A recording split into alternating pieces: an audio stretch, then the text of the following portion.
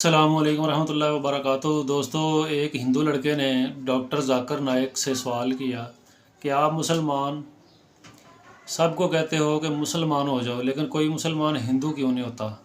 تو ڈاکٹر ذاکر نائک صاحب نے اسے کیا جواب دیا اور اپنے دلائل سے کس طرح اسے مطمئن کیا، آئیے سنتے ہیں۔ میں اپنا مذہب چھوڑ کے، جس کو میں اتنے سالوں سے پریکٹس کر رہا ہوں، آپ کا اسلام کیوں پکڑ لوں؟ یا ایک سٹیپ آگے جا کے اس نے یہ کہہ دیا آپ اپنا اسلام چھوڑ کے میرے مذہب میں کیوں نہیں آ جاتے؟ تو ان دونوں سوالوں کا میں کیا جواب دوں؟ شکریہ۔ بھائی صاحب نے سوال پوچھا کہ اگر کوئی مجھ سے یہ پوچھے گا کہ میں میرا مذہب چھوڑ کے اسلام کیوں قبول کروں، یا آپ اسلام چھوڑ کے میرا مذہب کیوں نہیں قبول کرتے؟ وہ ایسی مثال ہے کہ ایک سکول اگر حساب میں یہ بچوں کو سکھاتی ہے کہ 2 + 2 5، اور دوسری سکول سکھاتی ہے 2 + 2 4، تو اب کون سی سکول میں داخل ہوں گے؟ وہ سکول جو حق کی بات کر رہا ہے، لیکن عام انسان کو حساب کے بارے میں پتا ہے کہ 2 + 2 4 ہے اور 2 + 2 5 نہیں ہے۔ تو اسی لیے جب آپ کالج میں ایڈمیشن لیتے، آپ اس کالج میں ایڈمیشن لینے کی کوشش کریں گے جو کالج میں سب سے بہترین پڑھائی ہوتی ہے۔ اسی طریقے سے آپ اس مذہب میں داخل ہو جس مذہب میں سب سے بہترین انسانیت کے بارے میں کہا گیا ہے۔ اسی لیے میں کہتا ہوں غیر مسلمانوں سے چیلنج کرتا ہوں کہ آپ مجھے اسلام سے اچھا مذہب دکھاؤ اور میں اسلام چھوڑ دوں گا، آپ کے مذہب میں داخل ہو جاؤں گا۔ لوگ کہتے ہیں ذاکر کفر کی بات کر رہا ہے۔ کفر کی کدھر بات ہے؟ حق کی بات ہے۔ میں جانتا ہوں کہ اسلام سے اچھا مذہب ہے ہی نہیں، کیونکہ اللہ تعالیٰ طریقہ دکھاتے کس طریقے سے دعوت دینا۔ یہ جو آپ کو ہدایت ملتی ہے اللہ کے قرآن سے، اللہ تعالیٰ فرماتا ہے اگر کوئی بھی کہتا ہے کہ اللہ نے بیٹا جنا تو آپ کہو کہ میں سب سے پہلا اس کی سجدہ کروں گا۔ اس کا مطلب نہیں کہ اللہ نے بیٹا جنا، اللہ بیٹا جن ہی نہیں سکتا۔ اگر اللہ بیٹا جنے گا تو میں سب سے پہلا سجدہ کروں گا، یہ قرآن کی آیت ہے۔ تو اسی طریقے سے میں کہتا ہوں اگر آپ اسلام سے بہتر مذہب دکھاؤ مجھے، میں وہ مذہب کو قبول کروں گا۔ اگر آپ اس سے بہتر کتاب میرے سامنے پیش کرتے ہیں تو میں اس کتاب کو چھوڑ کے اس کتاب پہ عمل کروں گا۔ لیکن میں نہیں چاہتا ہوں کہ ہر کوئی مسلمان یہ کہے، کیونکہ یہ دعوتی میدان آپ کا فن نہیں ہے۔ یہ میں کہتا ہوں کیونکہ مجھے مطالعہ ہے۔ تو اس طریقے سے جب ہم کہتے ہیں تعالوا الی کلمۃ سواء بین بینکم، آؤ اس بات کی طرف جو آپ اور ہم میں یکساں ہے، تو اس طریقے سے جب بھی ہم غیر مسلمان سے بات کرتے ہیں تو سب سے بہترین جو آیت میں نے کہا تعالوا الی کلمۃ سواء بین بینکم، آؤ اس بات کی طرف جو آپ اور ہم میں یکساں ہے۔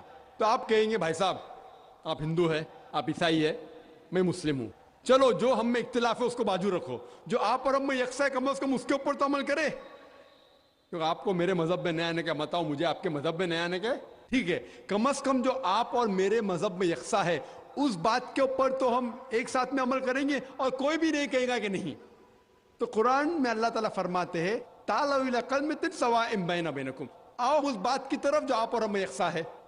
سب سے پہلی بات اللہ نعبد الا اللہ، ہم صرف اللہ سبحانہ و تعالیٰ کی عبادت کریں، ولا نشرک بہ شیئا، کہ آپس میں ہم کسی کو اللہ کے ساتھ شریک نہ کرے، ولا یتخذ بعضنا بعضا اربابا من دون اللہ، ہم آپ اور ہم میں سے کسی کو اللہ کے برابر کوئی رب نہ بنائے۔ فَإِن تَوَلَّوْا فَقُولُوا اشْهَدُوا بِأَنَّا مُسْلِمُونَ، اور اگر وہ آپ کی بات کو نہ مانے تو کہو کہ ہم مسلمان ہیں، اللہ کے آگے جھکتے ہیں۔ تو اللہ تعالیٰ دکھاتا ہے کس طریقے سے دعوت دینا۔ تو میں کبھی بھی غیر مسلم سے ملتا ہوں، مثال کے طور پہ کوئی ہندو سے ملتا ہوں، وہ کہتا ہے کہ میں میرا مذہب کیوں چھوڑ کے اسلام میں داخل ہوں، میں کہوں مت داخل ہو، کون بول رہے داخل ہونے کے لیے؟ کم از کم آپ برابر سے، آپ کے مذہب پہ کم از کم برابر سے عمل کرو۔ اور سب سے پہلی بات جو دعوت کی سب سے اہم بات ہے، اللہ تعالیٰ فرماتے تعالوا الی کلمۃ سواء بین بینکم اللہ نعبد الا اللہ، آؤ اس بات کی طرف جو آپ پر ہم یکساں ہے۔ سب سے پہلی بات ہے صرف اللہ کے علاوہ کسی کی عبادت نہ کرے۔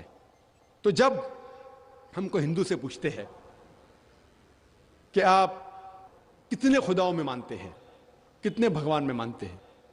कोई कहेगा 3, कोई कहेगा 100, कोई कहेगा 1000, कोई कहेगा 33 crore.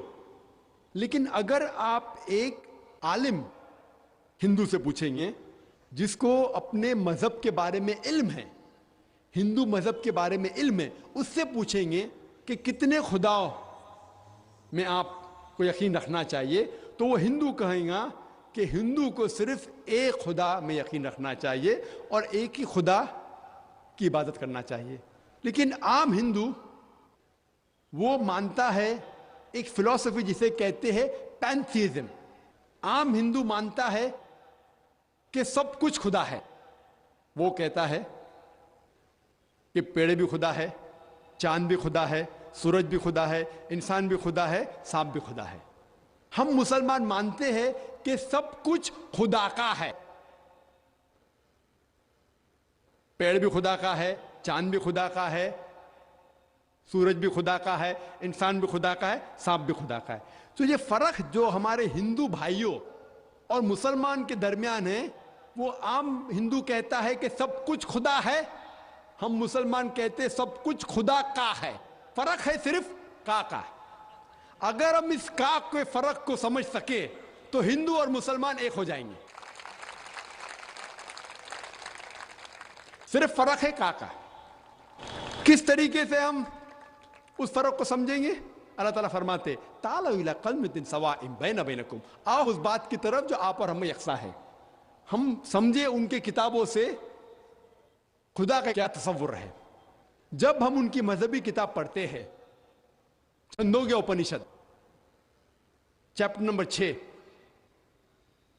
Section number 2 shloka number 1, उसमें लिखा है एकम एविदित्यम। यह संस्कृत श्लोक है जिसके मानी है भगवान एक ही है, दूसरा नहीं है। आगे जब हम पढ़ते उपनिषद, उपनिषद हिंदुओं की एक मुकद्दस किताब है, कई मुकद्दस किताबें हैं। लिखा है श्वेताश्वतर उपनिषद में chapter number 6 chapter number 6 shloka number 9 में नाकस्य कसिज जनिता न चदीपा, जिसके मानी है उस खुदा के ना ही कोई वालदा है, ना कोई वालिद है, ना ही कोई रब है। उस खुदा के ना कोई वालदा है, ना वालिद है, ना ही कोई रब है।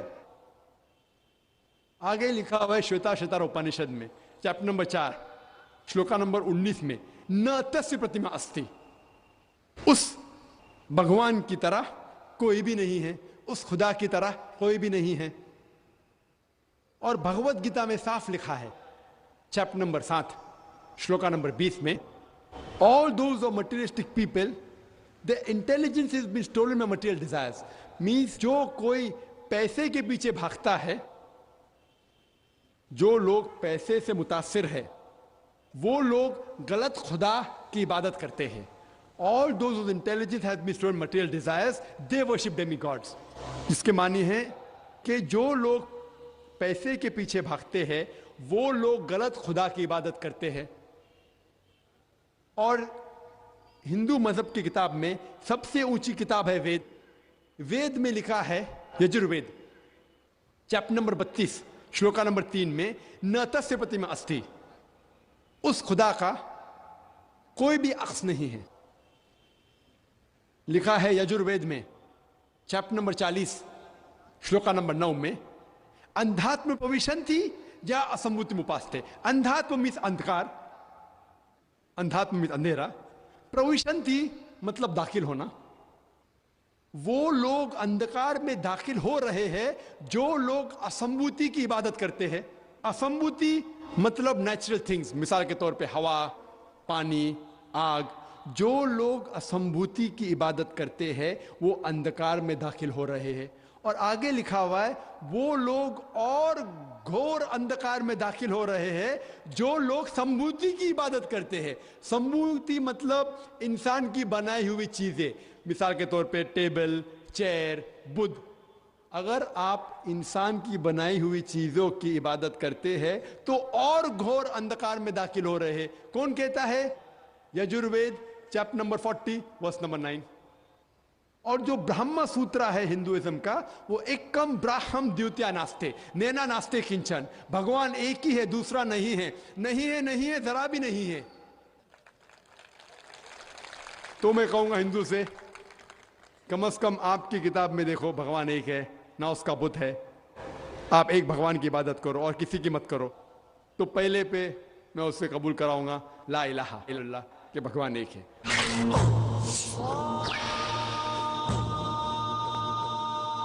उसके बाद आता है मोहम्मद रसूलुल्लाह, और मैंने एक तकरीर की है कि मोहम्मद सल्लल्लाहु अलैहि वसल्लम के बारे में दिगर मज़ाहिब की किताबों में क्या